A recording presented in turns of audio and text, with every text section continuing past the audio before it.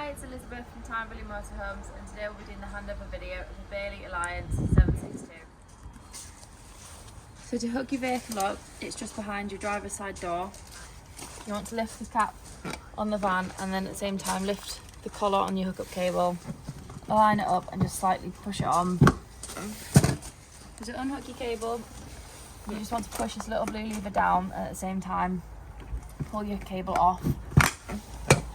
Always remember that before you hook your cable up to the mains, you want to put it in the van first and then to the post, as you don't want to be walking around with a live hookup cable. Cool. So just in front of your back wheel, under the vehicle, you've got your dirty water drain off point. So when you are leaving a site, you don't want to be travelling around with the extra weight of dirty water, so you want to dump it all out. And also when you're winterising your van, you want to make sure there's no water left over. So all you've got to do is just hold on to it and then twist the handle. You'll see there that the dirty water is draining out, and you can just leave this open as you travel home just to shake any residual water left in the tank. So just above your toilet cassette, you've got your separate water tank for the toilet flush. So you just want to open it with your key, and then you can just pop the hose pipe in there.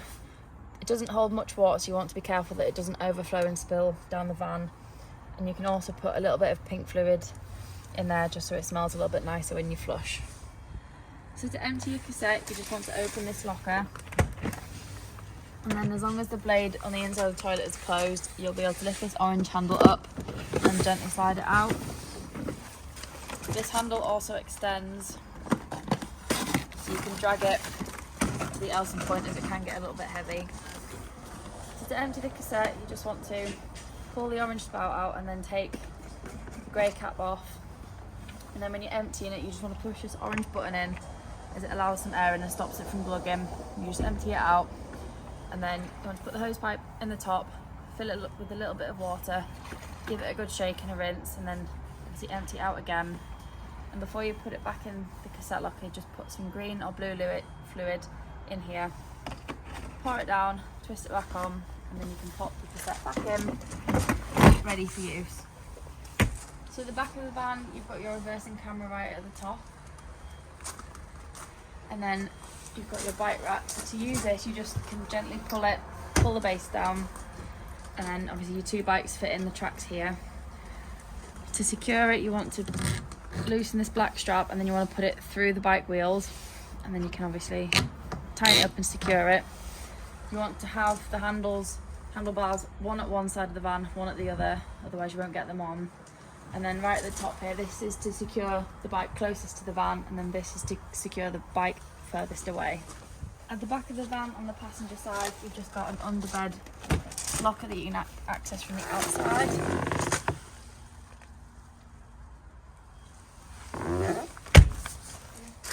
Just above your back wheel, you've got your external barbecue point. So you just want the fitting that goes into here, and then you just twist the handle and it will take the gas feed straight from the gas bottle on board to your either outside barbecue point. So just in front of your back wheel on the passenger side, you've got your water filler point. So you just want to push it in and pull it off, and you can also lock it with a key just so no one can interfere with your fresh water. You'll want a hose pipe and some adapters, as some sites just provide a brass tap. And then once you've connected it, you just pop your hose pipe in there, wait until it overflows so you know you've got a full tank of fresh water on board, and then pop your cap back on, and then you can lock it with a key.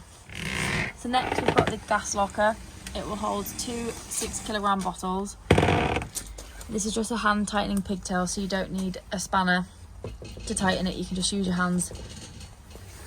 And then remember, it's left to tighten, right to loosen, opposite way around being gas.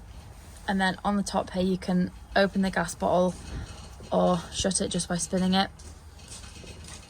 Once you've connected your pigtail for the first time, or if you run out of gas and then you're putting a new one on, just make sure you run it through the gas burner hobs first, as that's the highest point in the van, and then you can turn the heating on using gas.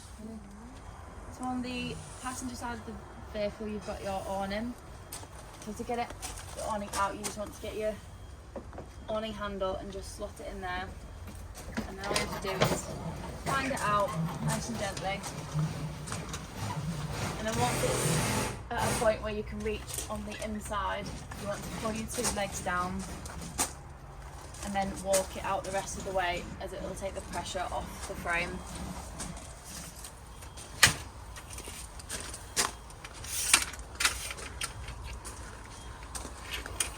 You also want to make sure that one of the legs is slightly longer than the other one, just to let any water run off it if it rains while you've got your awning out.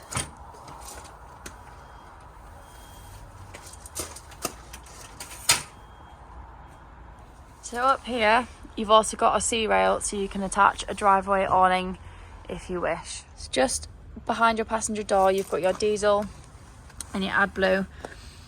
You need to use your ignition key to get the cap off for the diesel, and when you are filling up your AdBlue, if you go to a petrol station where they take Arctic lorries, it'll be cheaper than buying it in the drum. So under your passenger seat, you've got a toolbox with a toe and eye in it, and then just in front you've got your engine battery under the floor, and just on the inside of the door you've got your bonnet release. So under the bonnet, the main things you'll want to focus on is your screen washer fluid, you've got your engine coolant, your brake fluid, and then you've got your oil, and you've got your dipstick just down here as well. And then on the other side you've got your negative, and then your positive is just down here, and it is covered by a cap, so sometimes you need to lift that up to see it, and that's if you need to give or receive a jump start. And then on the front of the bonnet you've got your weight plates. So the first thing you want to do is you want to turn your master switch on, and then through here you can go through different settings. So using the arrows you can go through your water, your fresh water, your wastewater, and then you've got other different settings. You can see your internal temperature. You can also see which battery you've got selected, which is obviously the Leisure at the minute.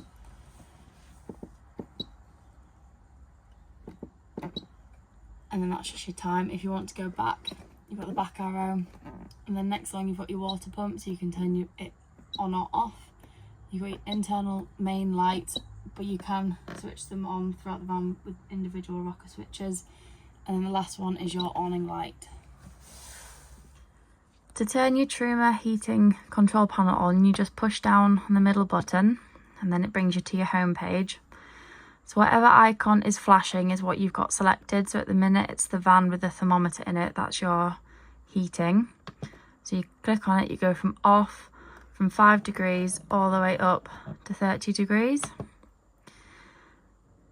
And then once it's on and heating the van, this little flame will start flashing. That doesn't mean it's on gas, it just means that the heating is working.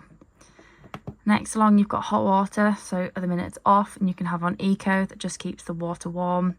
Hot will heat the water up, and then boost, this will take away the energy from the heating and put it into the hot water for half an hour, so you can get hot water quicker. Next along you've got your energy source, so you can either have it on 2 kilowatts of electric, 1 kilowatt, 2 kilowatts of energy mixed with gas, or 1 kilowatt of energy mixed with gas, or just gas. And then you've got your fan speed, so you can have it on eco, high or boost. This just blows the air around the van at different speeds. Next you can set timers, and then you've got your time in the van, so if you were going abroad you'd want to change this with the correct time zone. And then if you ever get a little triangle here, so if you were to run out of gas, the little error code come up, you just press on the spanner, go all the way through all the settings to reset and then preset, and it will just reset the whole system. You will have to go through all your settings again, but it just gets rid of the error code and then it will work again. So under the bunk behind the passenger seat you've got your boiler, and then just behind you've got this little yellow toggle. You need to raise this up when you are winterising your van. It'll drain out all the water from the boiler, and at the same time you want to drain off your kitchen and bathroom taps. Just lift the handle up and let all the water drain out.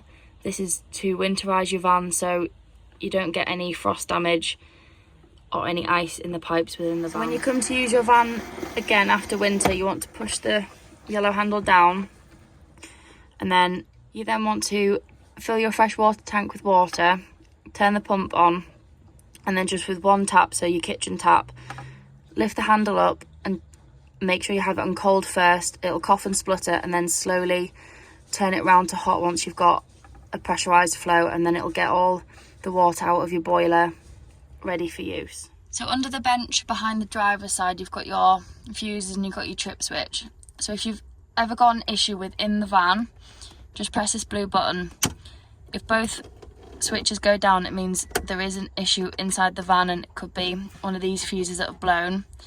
But if they don't trip and they don't flip down, it means it's something wrong with the power cable.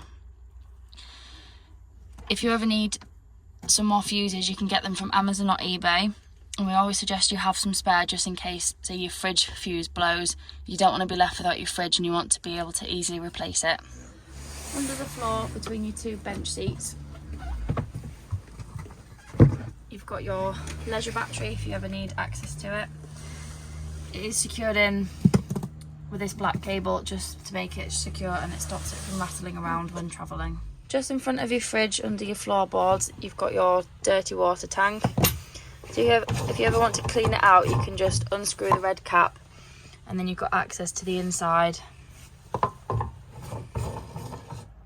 So to use your Dometic 3-way fridge, you can manually decide which energy source you get. So you can have it on your hookup, engine or gas. So when you have it on gas, you need to manually turn it on as well. So you want to push the temperature dial in, and at the same time press the igniter, and the red line will slowly go from the white into the green, and then once it's lit, it will stay there, and then you can turn the temperature up or down depending on how cold you want your fridge. Here you've got your 3 gas burner hobs working, and then your oven. Always remember that once you've used your hobs and you've turned them off, wait until they're fully cool before you put your glass lid down, otherwise it can shatter. So next to your oven you've got a large wardrobe, and in the top corner you've got your solar panel regulator. This will go to sleep when your van is hooked up, as the power coming in from the hookup cable is larger than the sun. However, if you are wild camping, it'll just trickle into your battery. Just in front of your bathroom door, you've got this little radiator. You can just turn it on by the plug. The red light indicates that it's on, and you can easily turn it off as well. So when you want to flush your toilet, you just want to make sure that your toilet flush water is filled up on the outside of your van. And then if you've got your water pump on, just press the blue button on top and you'll get a flow of fresh water. And then to open it, you can just slide the grey handle across, but always make sure to close it so you don't get any smells within the van. You've also got your shower, and then you've got your shower door. And then just in front you've got your sink, you've got a mirror, and then a little cupboard beneath. So under your bed, you've got your carpets, you've got your fresh water tank, you've also got your freestanding table, and then just in the corner there, the little blue nozzle, that's your fresh water drain off point. So again, if you've taken on a source of contaminated water, or if you are winterising your van, you just want to open it up, let all the water drain out, and leave it open until you come to use it again. So you've got your bed here, and then just above you've got some cupboards. So you just want to push the button in to unlock it, and then you can lift it up with the handle. You've also got 2 reading lights that just turn on with this switch that you can dim down. So to make the front lounge into a bed, you want to pull the bases into the middle. And then once it looks like this, you can pull the base cushions into the middle and then drop the backrests down into the gaps. Here, your front lounge is made up into the bed. If you want it slightly flatter, you can flip the cushions over, as they are slightly ridged, but it is completely up to you whether you have them this way round or the other way round.